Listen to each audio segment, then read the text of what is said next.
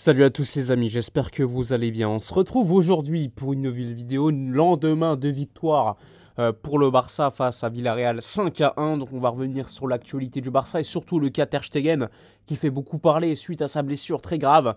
Donc on va revenir sur ça. Est-ce que le Barça peut recruter un gardien ou un autre joueur? On va revenir sur ce sujet qui est aujourd'hui très important. Juste avant, petit instant promotion, profitez de mon partenaire maillot pour acquérir des maillots répliques de bonne qualité, que ce soit des maillots vintage, des survêtements, des bonnets, des casquettes, tout ce que vous voulez. Profitez-en. Les détails sont dans la description. Il y a des promotions très intéressantes, même pour avoir des choses gratuites en plus. Donc profitez-en. Allez, c'est parti.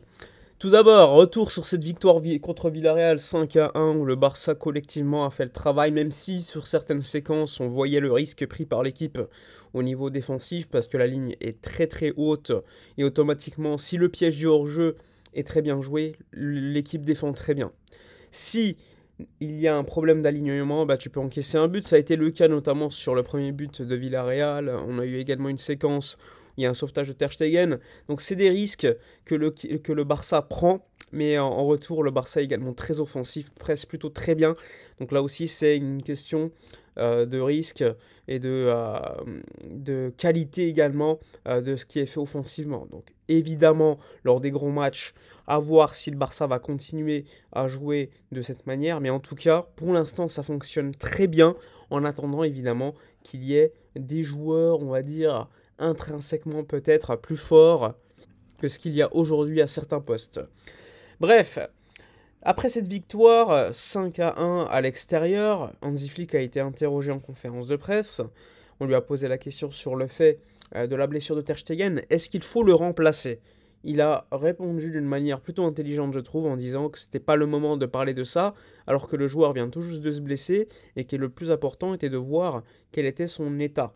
Donc, avec cette réponse, Flick, je trouve, est très très, très intelligent. Déjà, il esquive la question. Et en plus, je trouve que la réponse est plutôt pertinente, hein. Le joueur vient tout juste de se blesser, on ne connaît même pas ce qu'il a. Et les journalistes posaient déjà une question pour le remplacer. Donc ils allaient un peu trop vite, encore une fois. Donc réponse plutôt pertinente. Mais maintenant, on peut vous répondre. La blessure de Ter Stegen, tout d'abord, il faut comprendre que c'est le tendon rotulien qui serait touché.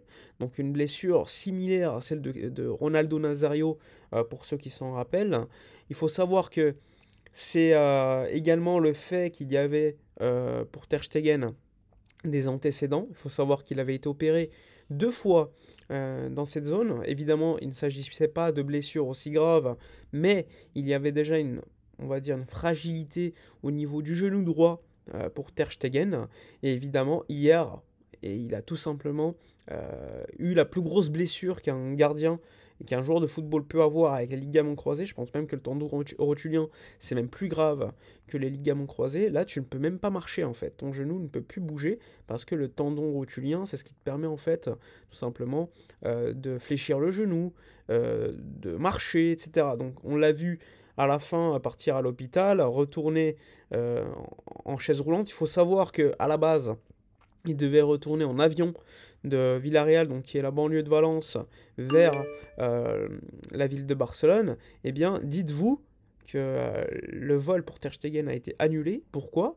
Eh bien, parce qu'il ne pouvait pas marcher, il ne pouvait pas monter dans l'avion, que c'était trop dangereux, et donc il a pris un van en voiture, donc il est retourné à Barcelone pour un trajet très long. Ensuite, il est arrivé à Barcelone aux alentours de 2h, 3h du matin, et là, il a été accompagné chez lui.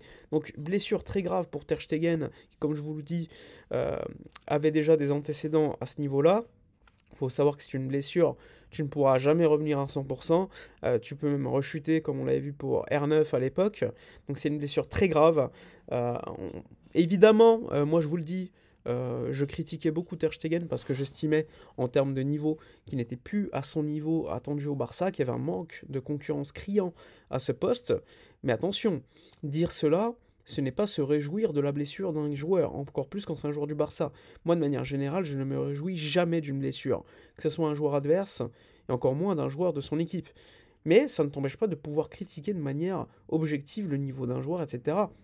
Aujourd'hui, certes, le gardien est Iñaki Peña. On va parler également du fait que est-ce que le Barça va remplacer Ter Stegen ou pas.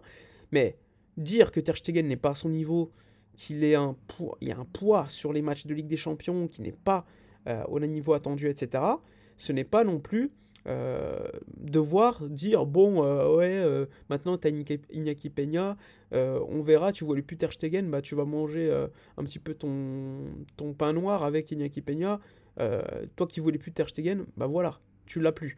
Oui, bah désolé, tu peux critiquer Ter Stegen sans pour autant dire que il mérite sa blessure ou quoi. Donc ça c'est un élément que je tiens à rappeler, sachant que pour moi il fallait absolument un gardien de niveau pour tout simplement suppléer Ter Stegen, parce que j'estime que certes pour la Liga ça peut suffire, mais pour les compétitions européennes il y avait trop de manques, je le trouvais beaucoup moins fort que lorsqu'il y avait une concurrence avec Claudio Bravo, mais attention, ça ne veut pas dire que je suis satisfait du fait qu'il soit blessé, parce que je suis quand même lucide, Iñaki Peña est moins fort que Ter Stegen, c'est dire.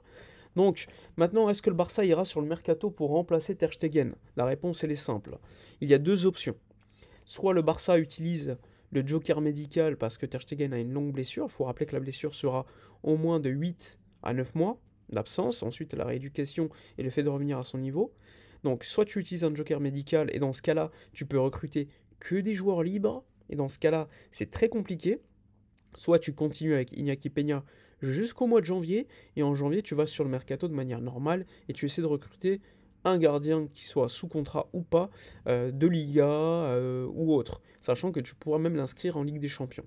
Donc là, ça va être un sujet. Il faut savoir que Jorge Mendes a déjà évoqué le nom de Keylor Navas au Barça, qu'il y a également le nom de Chesney et plein d'autres noms qui sont sortis, mais franchement, je ne suis pas convaincu par les noms qui sont sortis pour l'instant. Il faut savoir, évidemment, que l'un des gardiens que le Barça aime beaucoup, mais plutôt comme remplaçant de Ter Stegen à la base, il s'agissait de Álvaro Valles, qui pouvait signer au Real Betis cet été, mais là que Las Palmas a refusé de lâcher. Il lui reste un an de contrat, enfin un peu moins d'un an désormais. Il faut savoir que comme il est sous contrat aujourd'hui, je ne suis pas sûr que le Barça puisse utiliser son joker médical pour le prendre. La seule éventualité, ce serait d'attendre le mois de janvier pour pouvoir tenter de le recruter. Donc ça reste une situation compliquée. Perso, je pense que le Barça n'ira pas sur le mercato tout de suite et patientera le mois de janvier. Est-ce que c'est risqué?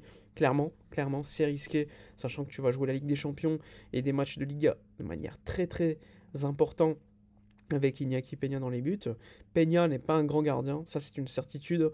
Il peut dépanner comme ça, mais on l'a vu, c'est un gardien qui a au moins, je crois, 27 buts encaissés en 17 matchs l'année dernière, lorsque Ter Stegen était absent, donc c'est trop élevé. Je pense qu'il faut véritablement une vraie option à ce poste-là, et ça va être compliqué de trouver, mais je pense que Deco peut le faire. C'est à Deco de travailler, c'est à Deco de trouver une option pas trop chère, soit en prêt, soit tout simplement un gardien dès le mois de janvier pour vraiment à long terme, parce que Ter Stegen, tu n'as aucune certitude que lorsqu'il reviendra, il sera à son niveau. Donc là aussi, c'est un sujet, un véritable sujet. Moi, personnellement, je vous cache pas que l'année dernière, je voulais, enfin l'été dernier, avant que Liverpool l'achète, je voulais vraiment Mamadashvili, même si je suis conscient du fait qu'il a beaucoup de manques à la relance. Pour moi, c'est un gardien excellent au niveau sur sa ligne pour sortir. Il n'y a que le problème du jeu au pied, mais globalement, un gardien, pour moi, son rôle numéro 1, ça reste d'arrêter les ballons, et en deuxième option, de pouvoir relancer. C'est un petit peu comme Thibaut Courtois, qui est au-dessus, attention, je le rappelle, mais qui n'a pas un jeu au pied extraordinaire. Bref, voilà pour les infos de la journée. N'hésitez pas à donner votre avis dans les commentaires, à liker, commenter, partager. Moi, je vous dis à la prochaine, et d'ici là, comme d'habitude, portez-vous bien.